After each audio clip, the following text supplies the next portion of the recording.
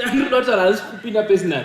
But ngoti iwo kana uchidane munhu pa social media. Relationship yenyu inenge yakamira sei? Because Amira tasaona. Uri kuona. Ituka. Tasava mwavangana. Yeah, 2. But ukatasa vamwe 2 vatanga vasina kubva vese but vari paona pa front line. Unoziva imwe relationship ika haioneke kunge handwriting yadoctor.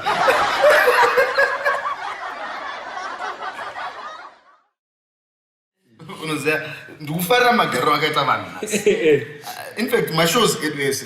You know, ndofanira kuti vanhu vanopractice social distancing, which is nice. But I always say to myself kuti dai vanhu vaitya Mwari sematyiro avanoita COVID.